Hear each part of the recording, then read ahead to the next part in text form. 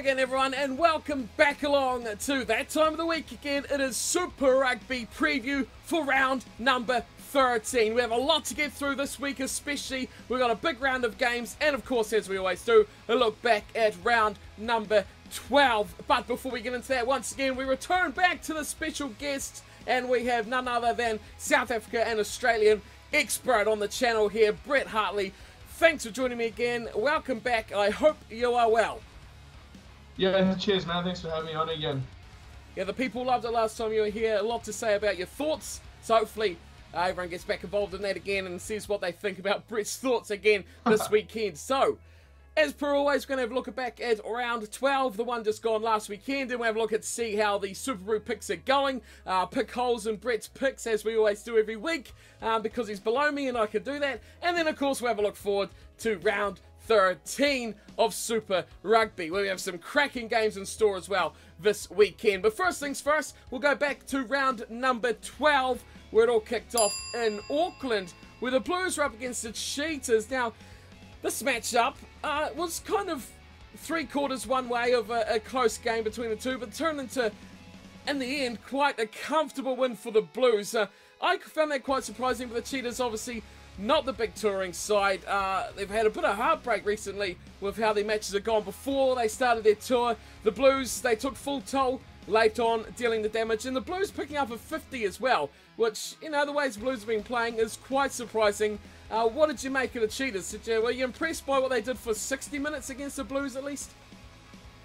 Yeah, I was. They got off to a very good start. They scored the first try of the game, so you know, when they did that, I thought they might actually have a chance. I don't think they'll beat the Blues, but I think it'll be a lot closer than it turned out to be. It was a good first half. It was a really close halftime score, but you know, between the 50th and 70th minute, you know, the floodgates just opened. The Ioane brothers from the Blues really impressed me in that game. They had another really good game, especially Akira Ioane, turning into a real good number 7 there for the Blues. And you know, just watching the game, I was thinking, you know, the situation of the whole Sansa cutting a team rubbish might be impacting the Cheetahs differently till we see it impacting other teams. You know, they've had really bad results a couple of weeks. They blew a huge lead to the Highlanders, I think last week or the week before it was. So you know, that might be playing on their mental health a bit, and you know, they just don't have that fitness and polish to have a full games performance like New Zealand teams do, and that you kind of just showed in that game. Yeah, the halftime score 24-18. The Cheetahs were well and truly in the match at that point, but yeah, like I say, blown away in the final 10, 15 so minutes of that match, which is good for the Blues because they've struggled to really put teams away late on in that matchup. And for them to come away with that win, they picked up a boatload of tries as well. Everyone getting on the scoreboard, and they look quite impressive. And as we'll talk about later on as well with the Blues, they're still in the chase to pick up against the Highlanders in 4th position as well. So, you know, their season isn't really over just yet. The Cheetahs, on the other hand, like you said, a lot of speculation on where they're going to be next year.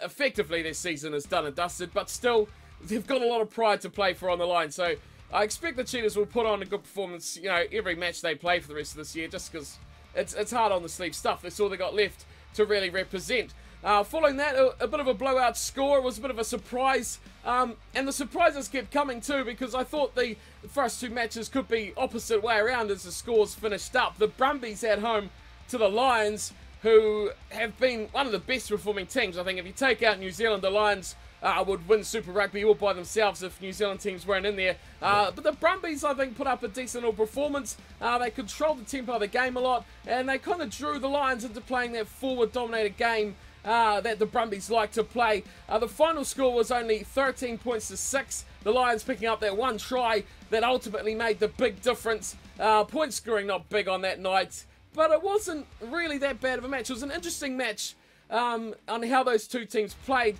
Were you impressed by how the Lions dragged that game, you know, from the depth of how the Brumbies wanted to play and still managed to scrape away with the win? You know, I think I viewed the game a bit differently. I actually don't think the Brumbies played, you know, that well. In my opinion, I think the Lions played probably the worst they've played in 2 or 3 years, probably. No, it wasn't a away game. It wasn't Canberra. Canberra can be a tough place to win, and when the Brumbies are, you know, are firing, The Brumbies, they kept good defensive pressure on the Lions the whole game. The Lions really struggled to break through, until Quagga Smith broke through in the second half and scored a try. But, the Brumbies, they can defend well.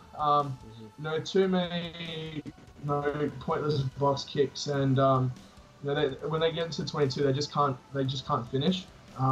Similarly to a lot of teams in Super Rugby right now as well. And I think it was quite sad that Australia's conference winner or representative of the playoffs couldn't beat the Lions at their worst, which kind of shows the state of Australian rugby right now. The Lions played horribly, but still were able to scrape through. Yeah, the Lions were terrible throughout that match, but I think they still, like we've seen from the Cheeks probably a couple of weeks ago and for a few weeks before that, they still found the way to win despite not playing at their best. And I think the good teams can do that. And it's a match like that, which you would have thought there was a chance for the Brumbies to get a win. A big win it would have been too over the Lions, and the way that Australian conference is going, that could have wrapped the whole thing up for them, really, because it's a dismal conference. But they still couldn't do it, like you said. Oh, Quagga Smith. He's a popular man on the channel, Quagga Smith. I love that guy. He's amazing. He makes the breakthrough. He did it for the Lions, and it wasn't pretty. It wasn't nice. But it was down and dirty, and it was a victory for the Lions on tour, which makes it even more sweeter. So moving swiftly along, this is the big one of the weekend. This is a massive one. I think this was probably, especially in New Zealand here, one of the most anticipated games of Super Rugby that isn't a finals match, so a round-robin game that I've seen probably in just about my whole time of watching Super Rugby completely. The Crusaders at home to the Hurricanes. And it lived up to expectation, I think, but not in the way that many people were expecting. I think most people were expecting an open, free-flying, try-scoring frenzy, all that frantic, super special sort of rugby, but it wasn't like that at all. It was really a tactical masterclass, you'd say, from the Crusaders, that they pulled it off over the Canes. They just shut them down, the forwards, they shut down Barrett, and they just shut down that whole backline that's performed so well. Did you see that the same way? Yeah, definitely. Like you said, I was also expecting a high scoring affair. Typical of New Zealand rugby. But what we got is probably the closest to a test match you'd see in Super Rugby. Both teams realised the weighting on the outcome of this game on the New Zealand standings. And just to highlight of how close the game it was. Before this game, the Hurricanes only kicked 3 penalties the whole season, and they actually kicked 4 penalties the whole game. So it just shows how much it meant to them. The Hurricanes didn't get the win, but you could see they were trying to play more tactically, and the pressure the Crusaders put on the Hurricanes just definitely won in the game. Defensively, they were solid. They contained the Barrett brothers. Obviously, Scott Barrett went off in the first half for the Crusaders. That was a bit sad, but Geordie and Bowden, they were contained. Bowden Barrett was scared to try his crossfield kicks that he's been using so well this season because of the superb Crusaders counter-attack. And there was one try in it, but it was definitely a really close and intense game. That was the round of the match of the round, without really being that spectacular. Just the two teams playing that high level, like say, test match atmosphere. It was test match quality. That's what it was like. And already we're seeing that game being broadcast to the Northern Hemisphere, saying this is how you beat the All Blacks. We're not going to get too much into that, but I think that's completely bullshit, because the Crusaders, they have the All Black pack, and that's what they did to beat a couple of All Black pack. I mean, you're not going to do that to the All Black pack of the Crusaders. Not that easily. That was experience, that was tactical class, and that was world-class forward pack play. That's what that was. If the Lions can bring that, bring it on. That would be an amazing series, because you'd have two really, really top-class teams of that. But I don't think it's going to be that simple to go, oh yeah, let's just play that style of rugby and yeah, we'll shut them down just like that. Not going to work. Not going to work. Great game though. 20-12. Final score. The Crusaders, they stay undefeated, but more on them later on. Next match, we made our way over to Australia, and wasn't this just contrast and contrast? We had this masterclass, amazing tactical battle between two of the top teams in Super Rugby, and then we went to see the Rebels and the Reds, who couldn't catch, they couldn't kick, they couldn't set a play, they couldn't do anything. It was a complete contrasting.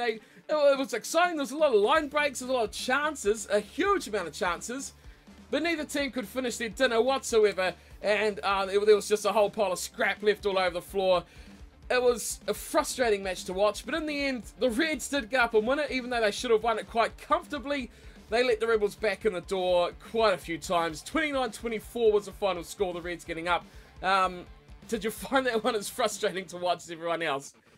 Yeah, so definitely I did. I think if everyone wants to see, commentary on the game, you can go to Cornflakes and mine's Twitter and see our things that we had to say on that game.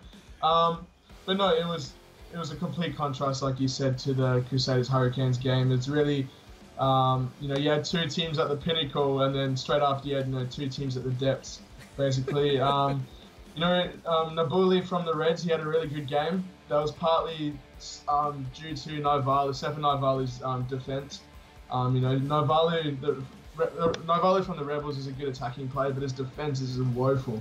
All the Reds' attack was targeted that on that right wing of the Rebels, and so many line breaks that side. The Rebels try to play too much for the midfield as well. They don't give it to the other wing, Korea Betty.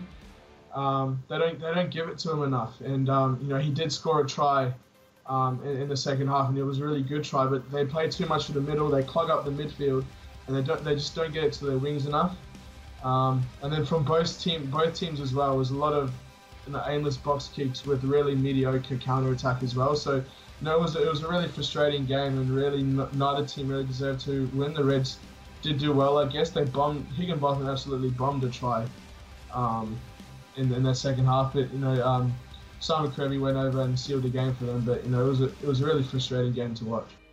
Yeah, it was amazing to follow after that epic encounter beforehand. But that's the way Super Rugby is, and it was still it was an exciting game, because come the end of it, it was still fairly close. And I guess, that is entertainment value, despite the 78 minutes before it, they were immensely frustrating. But what's crazy about this Australian conference is with that win, the Reds are only 3 points behind the Brumbies.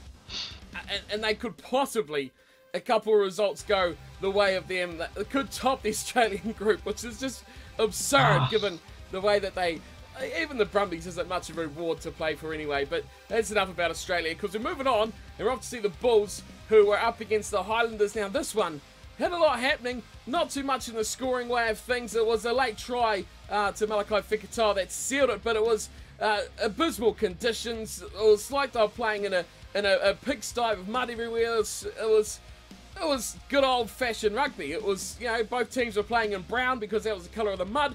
And in the end, the Highlanders got up just on the way of getting a red card, I should say, each to both the two teams. So that was a crazy game. But the Highlanders, do you think they deserved that victory over the Bulls? Yeah, they did. To the Bulls' credit, they played quite well. It's not easy to play. To those of you who watched the match should see how empty Loftus was on the weekend.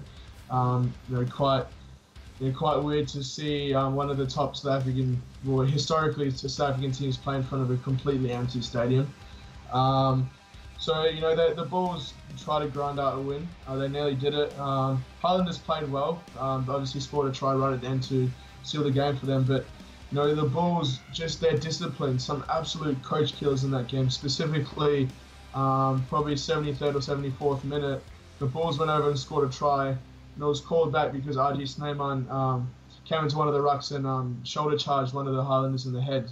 And he was red carded, and the try was called back. And then the Highlanders then advanced to the other side of the field and scored a try, won the game. And they could have definitely won that game, and it was an absolute coach killer to watch them blow that chance right in front of the try line.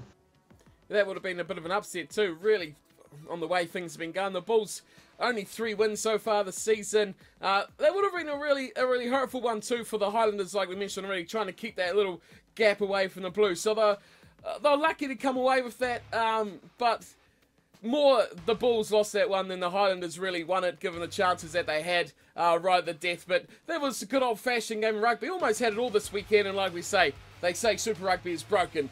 Look at the weekend we've had. And to even confirm that even more, we move on to our next match. Now, mixed ties here for Brett. Poor Brett, I feel sorry for him on this one. His great Sharks team We're playing away to the Kings. Yeah. Fan of the chest. The Kings, the glorious Kings. The Kings that would be equal first in Australia if they played in the Australian Conference. Let me remind you of that. They have more wins than the Brumbies, who lead and are in a playoff spot. That's how good the Kings are this season. That's you I'm talking to, Sansa. You've screwed this up. But 35-32, I go on about it enough. The Kings with the win. Now, we were chatting before. You weren't too upset about this, despite your Sharks getting the loss. You're impressed by the Kings. Talk me through what you felt about that one. Yeah, look, like I said before, obviously as a Sharks supporter, I was disappointed in that game from a Sharks supporter's standpoint, but from a neutral fan of the game, it was a really, really good game. The Kings came out of the blocks with just immense line speed and attack and defence. They were whipping that ball out of the ruck and spreading it wide as much as they could. They wanted to utilise Mapimpi as much as they could, and they did in that game. As well, Ashwin Bok, who I actually didn't really know much about before the game, he had a really great game. Scored a try and then set up a couple as well. So he had a really good game. I know the Kings forwards as well. Before the game, the commentators were saying, if the Kings have a chance, they would have to stand up to this immense Sharks forward pack. And that's exactly what they did. Every scrum the Sharks went into, they put pressure on. They demolished the Sharks front row. With Sharks front row with the Beast and Cuneo stays in it as well. They went to the scrums, they went to the lineups, they contested with the Sharks forwards, and you don't normally think you know the Kings for their backs, but you don't really rate their forwards normally. But their forwards just had a great performance. The Sharks scrum just had really no chance against their pushing, and it was a good game. Lionel continues to impress as both a captain and a fly half. He's a really good playmaker. And then obviously one of my favourite players, Pat Lambie, injured again for I think the 6th time in 3 years. And after that game, as he got injured, I was just saying Lambie's cursed, Lambie's cursed, Lambie's cursed, because there's no way someone can get injured so much. And then finally, it's really frustrating when the scores are level. Sharks got a penalty right in front of the Kings post. Garth April slotted it. So the Sharks technically should just be able to grab the ball from the restart, hold the ball for another 2 minutes, kick it out, win the game. But that's not what happened. The restart happened. The Kings kicked it deep. It was fielded by Philip van der Vault, who's actually had a good season this year. But what he tries to do is he tries to offload it, and it goes straight into touch when he offloads it. When he didn't need to, and then the Kings took that ball from the line out and then won the game. So that really, really frustrated me from a Sharks supporter standpoint. The Sharks, I don't think are mentally tough enough right now to go deep in the competition, and they just show that inexperience there. A remarkable game. It was a really amazing game, like tight throughout. 18-16 at half-time as well. The Kings actually led at the break. And like you say, all these guys, do you think that Lionel Cronje is... He's signed to go overseas, hasn't he, at the end of the season? Do you think South African rugby has missed a trick here and not keeping him in the South African franchise with the presumed doom of the Kings this season, whether that happens or not?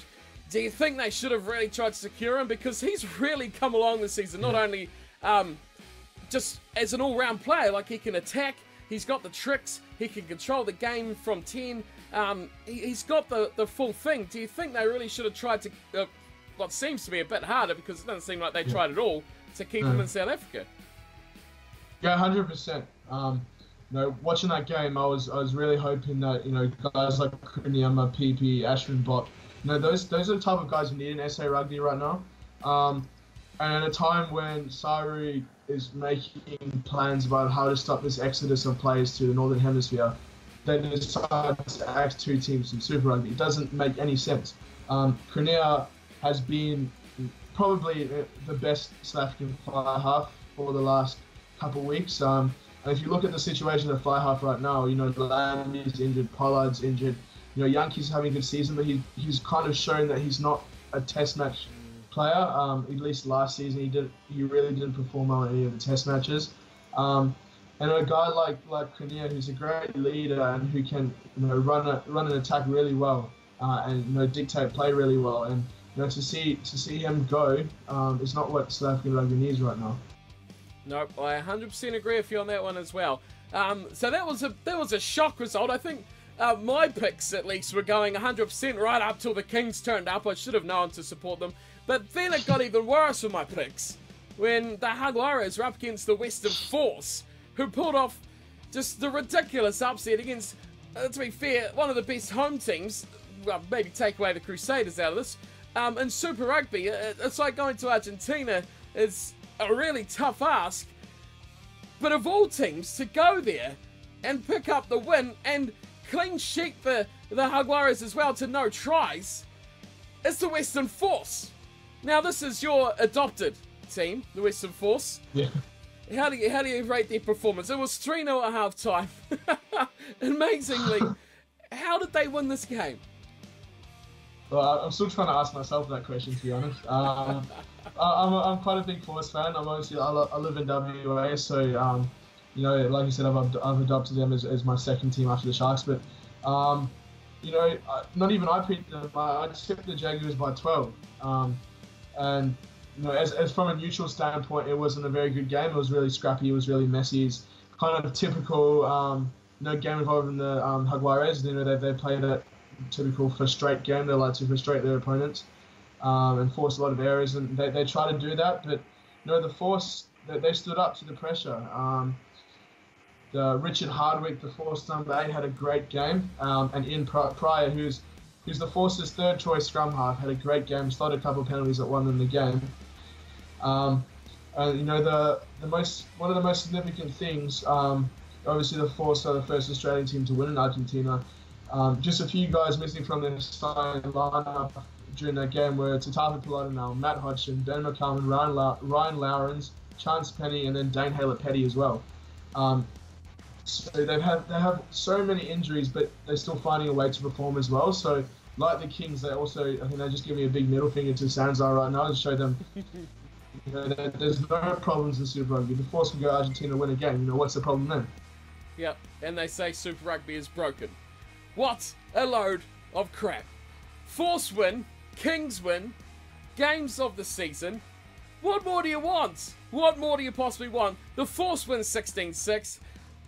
What a result. That was just amazing. Those two sides getting the results right at the end. Of course, we had buys for 4 sides that week as well. So there was no Chiefs, Stormers, Sunwolves or Waratahs. Thankfully, no Waratahs. But that was round 12 of Super Rugby. Now, how did you guys pick it? That's what we're going to have a look at next. It's time for the predictions leaderboard and, of course, fantasy team, which we will check out now. Okay, so predictions leaderboard looks a little like this. We can see there is no change in 1 and 2. Caleb 42N, the freak of a man, is still leading the way, and he still has over a 3-point lead over Devon, who sits second. But we have a newcomer into third, the Stig, storming back up with the yellow cap, up 6 spots. And he sits now in third, which means a lot of players drop down the leaderboard. But Driving More, who you may remember we had on a couple of weeks ago, he is still sticking it in the top 10, sitting in 7th position. Further down we go before we find my picks, who I'm thankfully up another 3 positions to 26th. Yeah, we're going up the leaderboard, boys, we are. And then the Cannon, the Scottish Cannon, down to 29th. He still backs the Waratahs, even though they're on the bye, and doesn't get the points. And then, of course, our guest today, Brett Hartley. What happened? 33rd on the leaderboard. What's the excuse book? Here we go. Well, a few weeks ago I blamed it on the Bulls, but I've stopped picking them, so I don't quite know. My round was going pretty well until the last 2 games, where I tipped the Sharks and didn't tip the Force, and then it was it should be vice versa. I don't think you're alone in that, really. I think most people picked the Sharks and the Jaguares to get that victory over those matches. But Wooden Spooner down there, Nafty sits down in 36 with the Wooden Spoon. Bad round for him, but there's still a chase to be made at the top to catch Caleb 42N. How about the fantasy teams? Let's have a look at those before we have a look at round 13. Alrighty, so for the fantasy teams, we can see there's still no change at number 1 here, even with MFCFO's Blues sitting at the top with a decent little margin over the greatly named team. Dick's out, who sits second, up 2 spots as well, so he's really getting up that leaderboard without making too many horrible puns. We got the Storming Rangers, who have dropped down 1 to 3rd, and the poor old awesome Transgender Sloths dropping down to 4th. It is, though, on 5th for Penny Thoutham Buffer, who's moved up with the yellow cap to 5th position, so he's moved up 3 spots. As for my team, though, we are still in the green, still moving up, though. We are sitting 23rd at the moment, so I'm not too displeased with that, because there's one reason why. Because we are ahead of these guys here. 34th, the Cannons. We're still beating them, and that is goal number 1. Whatever his excuses are, Brett's not keen enough for fantasy team, so I can't pick on him for this one. So it's just going to be the Cannon that I pick on for this one. So we're going all right. The wooden spoon going to Alex's High Kamikazes. So another interesting name there. He's still ahead of Aviva Premiership is better, though. So that's at least some consolation for our pool. But main event, round 13, let's take a look.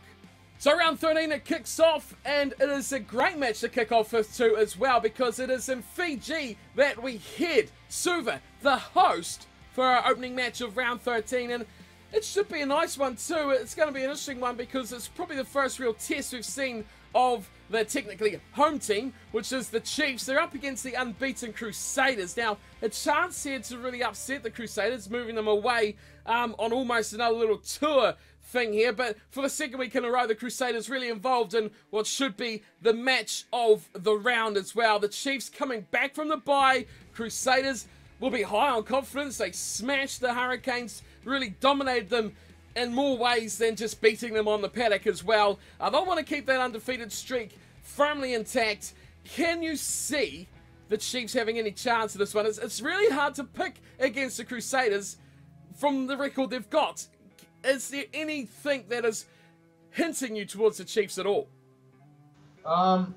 You know, if there's one factor going for the Chiefs, it's the travel that the Crusaders have had to do the last couple of weeks. They've just come back from a tour to South Africa, come back, play the Canes in Christchurch, and then straight up back on a plane over to Suva. So, if the Chiefs have just come off a bye as well. So, if they have a chance, I think that would be it.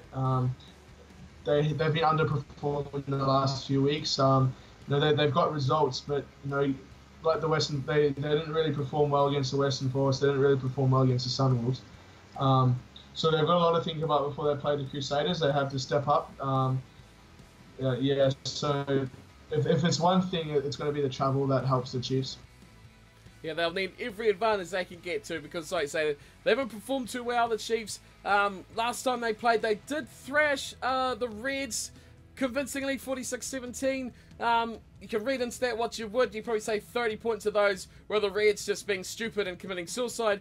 But the Chiefs, they need a real big step up here if they're going to knock the Crusaders down. I can't see it really happening. I'm going Crusaders on this one. Probably by not as much as I thought I would. I'm only going to pick them by 11. What's your pick? I was close. I was thinking Crusaders by 10, so pretty close.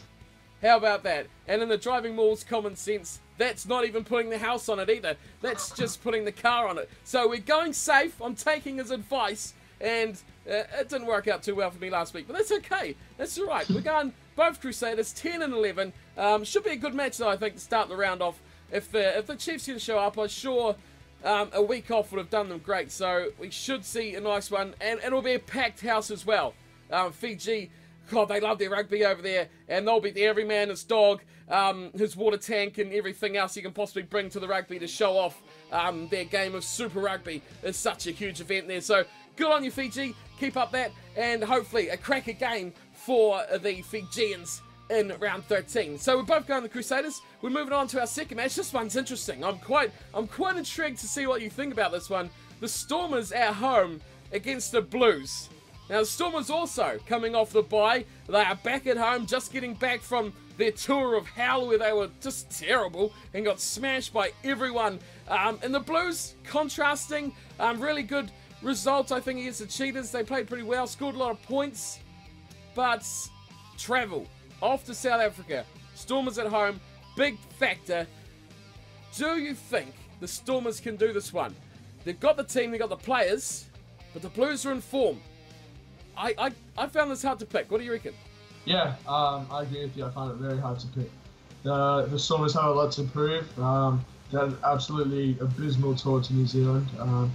Obviously, touring New Zealand is not easy, but to get smashed every week, it's not what you want if you want any chances in winning the competition, because you're going to have to play New Zealand teams at some point.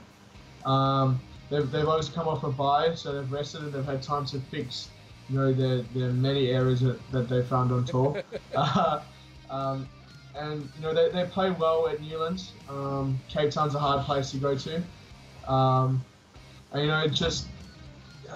the Blues are, they don't really normally tour that well, as if you compare them to the other teams, to the other New Zealand teams. But I think the Stormers, I've tipped the Stormers by 5 here, so I think because of how much the Stormers have got to prove, and it's at home, I think they will win this game, but it's going to be really close. How strange! I've picked the Stormers by 3. It's almost like we agreed. We didn't even talk about this beforehand or anything. This is just our own picks. First time I've heard. That's why I was quite interested to see how you thought. The Stormers have a really good team on paper. I found them really, really disappointing when they were in New Zealand. I thought they could have actually competed at least. I was really disappointed by them when they got pretty wiped off the field. But I think back at home, a week off, I still don't think that really good winning streak they had at the start of the season was a complete fluke. Sure, they probably didn't play the hardest teams in that, but they still win all those games undefeated, which I think is still a decent team. And that home advantage, it is a desperate Blues though, because like we talked about, they are just sitting behind the Highlanders. What's the difference? 5 points? The Highlanders could trip up this week. It could be all on that last wildcard spot, because we already know Australia's not going to field a wildcard team. So it's really there for the Blues. They've got to win, and it's going to be tough, though, to pull it off against the Stormers. So you're going by 5. I've got them by 3.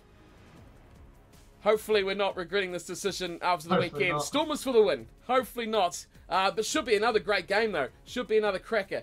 Cheetahs are still on tour. And this time they're in the capital, they're in Wellington, and they are facing the Hurricanes. Now, the Hurricanes, they will be hurting. They'll be hurting massively. Their forwards will be, I think, absolutely livid with how they played last week against the Crusaders. The backs, they'll be wanting to do something because they didn't do much last weekend against the Crusaders at all. The Cheetahs season, on the other hand, pretty inconsistent, a tough tour. It's probably going to get tougher for them.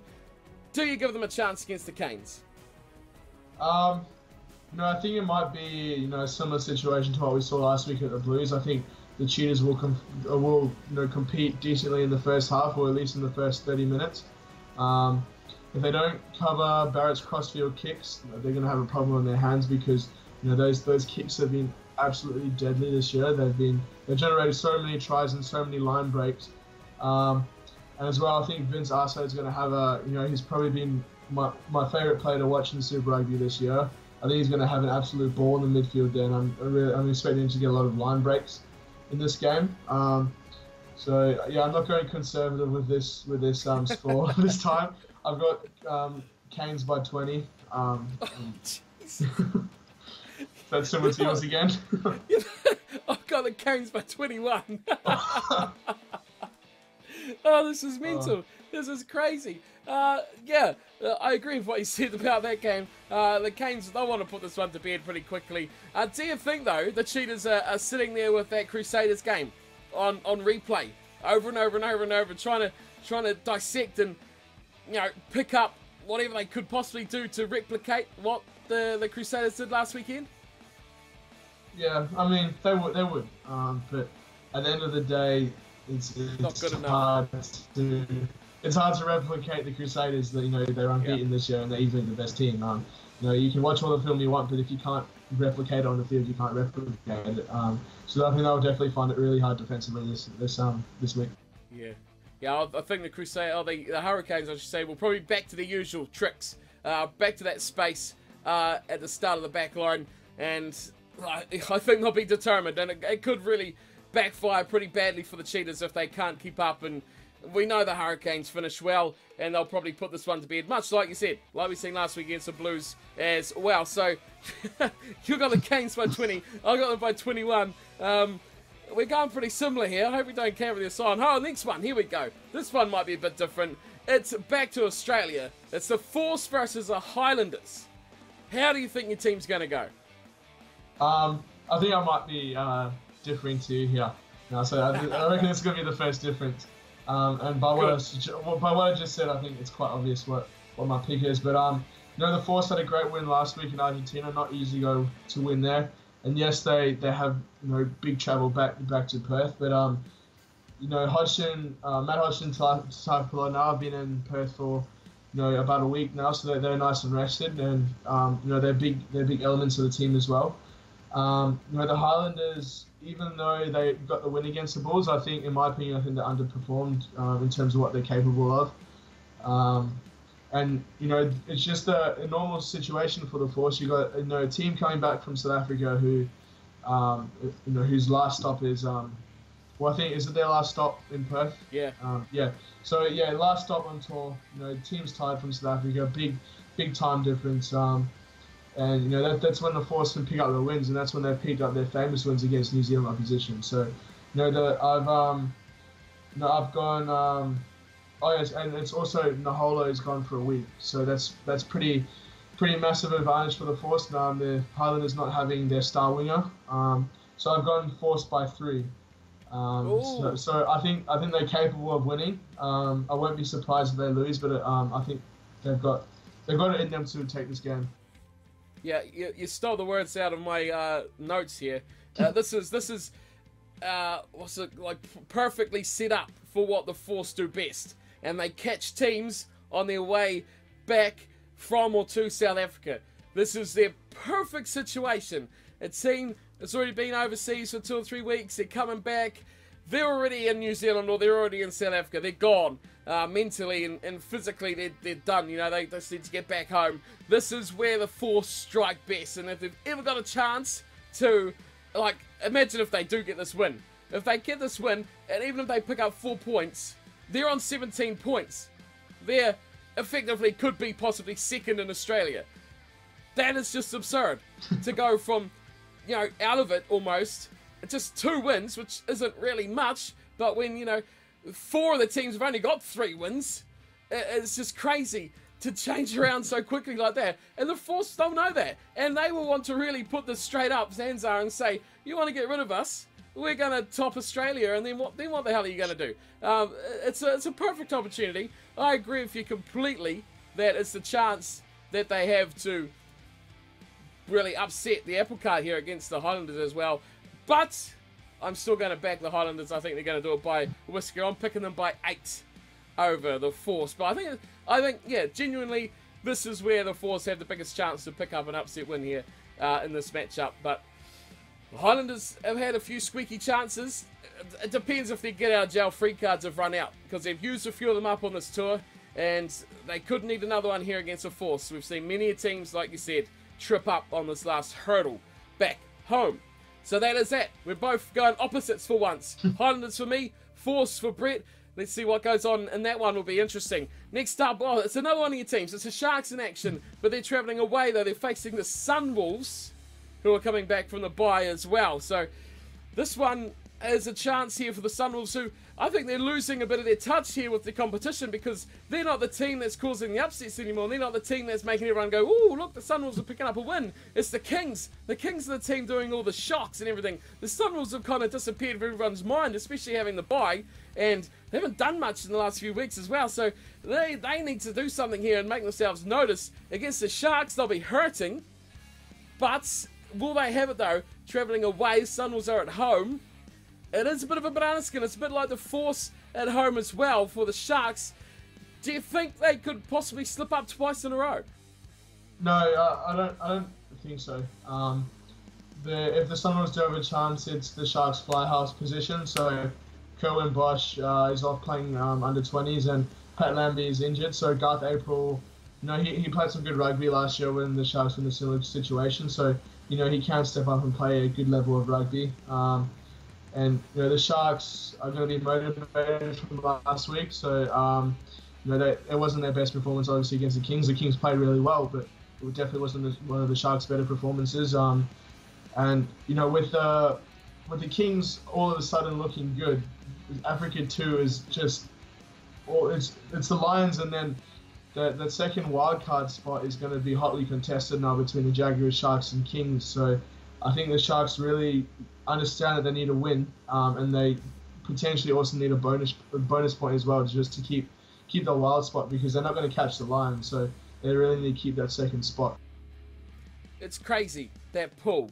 When you look at it, that the Sharks and the Jaguars as well, they replicate each other in the last couple of weeks, especially like in last round 12. You know, the Jaguars should have seen that and seen the force of the Sharks have lost. I mean, if we beat the force, you know, we could get that difference back and be within a match of taking that wildcard spot off the Sharks. But they bomb it again. It's crazy how they seem to copy the way each other play, and always slip up at the same time and never really get one over each other. And they've got to be careful because the Kings are coming maybe a little bit too late, because the Sharks are quite up there on 33 points. Jaguars 24, so they've still got a wee bit to go as well. But you know, it should be a cracker for the Sharks. They need to get back. Problems for them, yeah, fly half. They need to definitely clean that up with injuries there. But I'm picking the Sharks by 17. What's yours? Another close game. I've gone Sharks by 15. So close score again. We're picking the same thing for just about everything. It's crazy, isn't it? Yeah. Right. So that's the Sharks done. Sunwolves. We have just 3 matches to go. The Lions back in South Africa. They're up against the Bulls. Now, I don't know if this is going to be much of a contest here. The Bulls haven't had much of a season. The Lions have got back from their tour, which could be an advantage slightly for the Bulls if they do get it. You know, a bit of tiredness, a bit lackluster by the Lions when they're on their way back. But to be fair to the Lions, they come to Australia, they got the win, they went back, and everything is still going just as good as it was. They bulldozed their way through their tour, and they just keep getting better and better as well. They had to fight though, the Lions, and they've had to battle for every point they've got. The Bulls, on the other hand, really had to, they looked kind of at home in their match against the Highlanders, playing back to that old school style of South African rugby as well. So they'll be probably happy that they got there, but I don't think they're going to get that same respite against the Lions. I'm picking a pretty easy win here for the Lions. Do you think the Bulls can offer anything much? No, not really. So similar to what I said about the Chiefs Crusaders game, if the Bulls do have any chances because of the Lions travel over the last couple of weeks, so they're just coming back from Australia now, so they might be a bit tired, but you know, the Lions tour well and they recover well from travel, so I don't really. It's at Ellis Park, so you know, the Bulls don't really have much of a chance in this game. I said Lions by 25, so really similar to the Hurricanes. I guess that's another similar prediction to you. It's crazy. I've got the Lions by 23. Well, the Lions are going to clean this up. They're miles ahead. Like 46 points they're on. They've got their conference is all but wrapped up. Really, no one's going to stop them. The way the Sharks are playing as well, it should be all plain sailing for the Lions over the Bulls, given the way they've been playing recently as well. So not much really to even talk about on that one. The Lions should be far too good. But the next one, this is big one. This is probably the big one for the round. Well, the last one could be interesting as well. But the Kings at home to the Brumbies. This is one I definitely want to watch, because I think the Kings could potentially do something quite cool here against the Brumbies, who are a team that don't really like to play that attacking style of rugby whatsoever. The Kings are in form. They'll be on equal points with the Brumbies, which is mind-boggling as well. Can the Kings do it again? Can they top another one? Yeah, I think so. I've tipped the Kings. You know, if they can replicate that Lions speed both offensively and defensively that they showed against the Sharks last week, they you know, they have a really good chance of beating the Brumbies. Brumbies, you know, they've shown that they lack execution. Not too great in attack, but quite good in defence. So you know, the Kings will have to deal with the Brumbies defence and the Brumbies driving maul as well. Brumbies need to find a better option at 10. Herrera's not really getting the job done lately, so I've heard a lot of talk about potentially Kyle Godwin filling that 10 role for them. So they need to find a better decision maker at number 10. I've got here in my notes, stop box kicking with 4 exclamation points at the end. I hate it when the Brumbies box kick. I just hate box kicking in general. It's just so frustrating. So yeah, I've gone Kings by 12. Kings by 12. Oh, that is. I like your ambition on that one very much. I've got the Kings by just 4. Oh, I think, but I kind of feel like I've underdone it now. But I hope the Kings win. That would be just spectacular if this team that everyone's bagging, the Kings, get the win over the conference leaders in Australia. That would be amazing. That would be probably the result of the season so far for me for the Kings. Like I was saying before, contrasting styles. I don't think the Brumbies going to like the way the Kings play whatsoever. They get the advantage in a few key areas as well, the Kings over the Brumbies, but it's just going to be how they stand up to that slow forward-based play that the Brumbies like to dig out. But I don't think Kings will really give two shits how the Brumbies play, because the Kings just going to go out and play their style of game. However the Brumbies want to play, be their guests. They won't care. They'll just go out and they'll just have that no pressure fun that they've sort of kind of been out in that style. They're playing, trying things, they're learning how to defend, putting pressure on in different ways, and it's coming off. And don't they look like they are the best things in the sliced bread at the moment? The Kings are awesome, and I just hope they can keep it up for the rest of the season. And really, stick it to Sansa. It's the biggest thing I want to see, because it's just glorious at the moment for the Kings. If they can get off the bottom of that table, it's crazy looking at these tables how the Kings would be top of Australia. They'll be second in Africa 1, and it's just, if they weren't in that conference, which is such a good performing conference, they could actually be a real threat in this season's competition. Both going for the Kings. I'm kind of surprised by that. I thought that was just my bias coming out there, but no, go the Kings. Final match of the round, Waratahs at home to the Rebels. Back from the bye, the Waratahs. I hope they've actually learned how to play rugby in the last week or so that they've been off, and I hope they've actually learned who each other's names are, how they could pass to each other, catch a rugby ball, and maybe learn some continuity would be quite nice as a team for the Waratahs. They've only actually lost twice to the Rebels. Once was last year, and then earlier this year, remember, it was about 77th minute. The Waratahs scored then, and in the 80th minute to actually steal the game from a defeat against the Rebels. So, I mean, recent form says the Rebels have definitely got a chance in this one.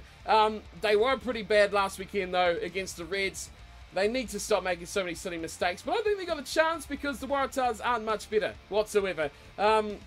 I'm going against the grind again here. I'm going for the Rebels because I'm not saying why. What's your pick? Are you going to go the dark side and pick the Waratahs? No. Well, I'll pick the Waratahs.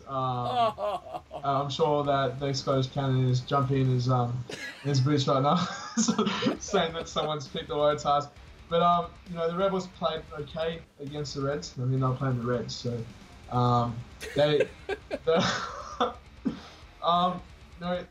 was really frustrating to watch them. So they'll do so much work against the 22, and then they'll just botch it. Either by silly knock-ons or losing the ball in the ruck because you're not cleaning out properly. So they'll do so much work against the 22, and then they'll turn it over. And then especially when the Reds were down to 14 men. Last week they were minus 5 points. They actually let in a try when the Reds were down to 14 men. I just don't understand how you can do that. But they are playing the Waratahs this week, and Waratahs aren't a very good team, obviously. But the Waratahs, like the Reds, the Waratahs need to target the wing. They need to target Naivalu, just like the Reds did. They need to direct most of their attack on that wing. They'll get a lot of breaks by doing that. Unless the Rebels tighten up that wing, they're going to have a big problem on their hands. The Rebels have a decent chance to beat the Waratahs. They've done it before, like you said. But for this one, I've gone Waratahs by 8. Oh, still going close, though. Still going close. I think it depends which team can clean up their mistakes the best is going to win this game. It's going to be pretty error-ridden, I'd suggest, from the way these teams have played all season, but it's going to have pretty big a reflection on the tables which way this goes as well. The Waratahs sit on 14 points. A win for them, if the Reds drop, could see them even go to the top of the table. It's a huge possibility. And the season they've had, how bad they've been, to be up in that position is just insane as well. As for the Rebels, a win for them could see them join the race with the other 4 teams in there, because 4 points then put them on 12, and they'll be right behind the Force and everyone else. So this Australian conference is terrible, but it's quite exciting the way it's ending up. Close, anyone could still possibly take that conference out, which is crazy to think with the remaining rounds in the competition left to go. But I'm going for the Rebels by 2. 2 points. Hear that? 2 points to the Rebels. I'm hoping to be a point of difference here, and that'll get me a few places up the ladder. That's my pick. Yeah, should be a good game though, I think. A good game on the scoreboard. Possibly not for the fans to watch though, for the mistakes that we'll probably see for that one. But that is it, of course. That is the end of the round. 2 teams on the bye, the Hugwarriors and the Reds. No action for them this weekend. But amazingly, I think we've agreed on every match except for 2. That last one there in the Force and the Highlanders, we've gone pretty much exactly the same all the way through, which is a surprise, I think. I think I picked quite extravagantly this weekend, but that's alright.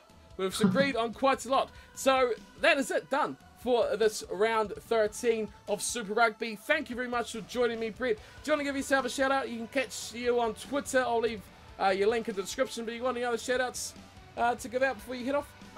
No, pretty much just Twitter. You want some banter with Cornflake and Cannon, just follow me on there. Yeah, that's pretty much it, yeah. Yeah, we always have a good discussions going on over the weekend with the rugby action as well. So if you're not following us, I'll leave the descriptions or the links in the description, so you can follow us on there, join in on the banter that goes on. Always plenty of abuse towards the Waratahs and Australian rugby in general, which is always good fun as well. So get involved with that this weekend of rugby action. But until we meet again, I'd like to thank Brett very much for joining me. Yeah, thanks, man. Always a pleasure to come here. And, no worries. Yeah. Hopefully we'll have you back again before the end of the season. Let us know in the comments what you think about Brett's thoughts, and if you want to see him back before the season ends. More guests lined up for next week as well, and the weeks beyond, so you can see plenty more from these guys in the coming weeks. But until next time, thanks for joining us, and we'll see you again. Take care.